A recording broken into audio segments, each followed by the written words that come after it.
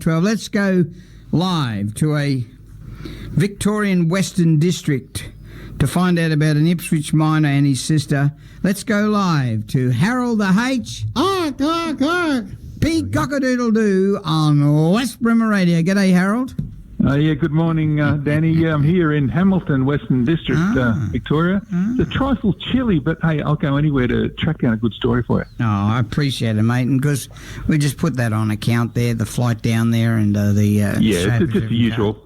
Just the usual. We'll send that bill over to Puddle FM. Send them to Puddle FM, yeah, fair enough, yeah.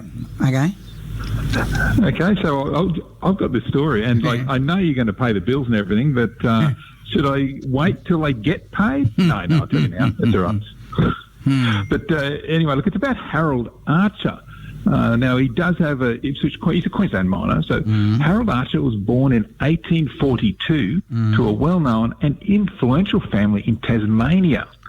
Now, he was the son of Edward Archer, who in 1862 built the family's famous home of Northbury in Longford, Tasmania, which is still there today.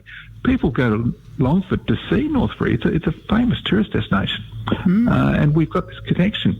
Now, Harold's oldest brother, Basil, was a member of the Tasmanian Parliament, and his youngest brother, Ludlow, he inherited Northbury and was a local councillor and Justice of the Peace. Now, in 1883, Harold was a witness to the infamous Longford murders, in which two men were barbarously killed. It was horrendous. Anyway, that's when Harold hightailed it north to Queensland on the apparent pretext of chasing his fortune.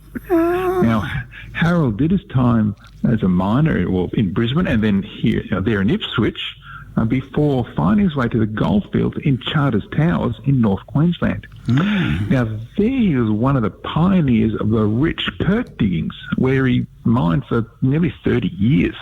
In fact, he was closely connected with the major gold producers like Himalaya, Three Sisters, and Morning Star mines. They're quite famous in the gold mining history.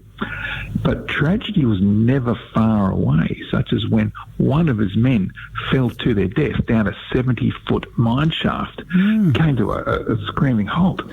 And so to find out more about Harold Archer, that's why I'm here in Hamilton in country Victoria. You see, his sister, Geraldine Archer, married a Dr. Arthur Bennett, and they lived right here. In fact, I'm standing outside their grand home, which is called Hewlett House. It's on at the end of the main street here. Now, it was built in 1876. Of course, it's still here. It's a landmark in the centre of town, and it's there as a landmark for one very special reason. Why? See, well, normally when you look at old Victorian homes back in England and you see windows bricked over, they're blocked up. That's because the owners back then were trying to avoid the windows tax, because back then the more windows you had, the more tax you paid. It was a wealth tax. Right? But here at Hewlett House, it's very different. Now look at the house today, and there's a bricked up window on the second floor. I'll post photos for you to see. Now, in that former window, that's where it said that a ghost of a lady would appear. And she was appearing there so often that the only way they could stop her was to close in the window. And that's what they did. They bricked it up to stop the ghost. And now, in my research, I found there's been only 2 deaths at the house. So the first one was the original owner. You're big on deaths. Oh, well, look, it's all about life and makes the world go round, doesn't it? Yeah. Anyway, the original owner, he died in 1879. His name was Dr. Edmund Vialis, but he was a man, so it could not have been the lady ghost. No. You wouldn't think. Well, hope and cross-dresser. Yeah, well, the second death came in 1885, and that was of an 8-week-old girl called Nellie Bennett. She died of convulsions. She was the daughter of Harold Archer's sister, Geraldine. Now, stricken with grief, Geraldine and her husband moved out of the house and up the hill a few blocks away to what's called the Manor House. That's where Geraldine lived for the next 29 years. She died in that house. And that's where it gets interesting. You see, for all those 29 years from her new house, Geraldine could clearly see down onto Hewlett House where her baby died. She never took her eyes off it. And that room in which the ghost appeared, with the bricked up windows, that's perfectly designed to let the morning sun warm up the room. In fact, it was actually the nursery where the baby died. And so it seems that Geraldine never really left that house, because in death she kept appearing in the nursery window, mourning the loss of her baby Nellie. Sad. But of course, you can't see the ghost of Geraldine Archer today. No. She's the sister of Queensland miner Harold Archer, like I said, because the window got filled in. So there's a touch of Queensland Ipswich history everywhere, even where there's not a window but a ghost.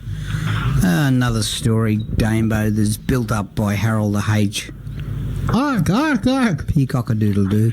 He did a great job with that story. He's down there at Hamilton, in the Victoria's Western District, and he's brought us another riveting story about Ipswich. He finds them out for us. Now, where can we find this story and hear this story and read this story? Yeah, you can go to all the socials, just search for History Out There, or go online to historyouthere.com, and you'll see this story, you'll see photos of the ghost window, but also I'll be posting pictures this day, because I'll be catching up with one of your great followers, the Muddy Creek Picker. So I'll be seeing Craig, and we'll be bringing you some history. It's always on all the socials, History Out There, and the website historyouthere.com. Ladies and gentlemen, the greatest researcher and historian of Ipswich ever. His name is Harold the H. Peacock-a-doodle-doo on West Bremer Radio. It's 8:18.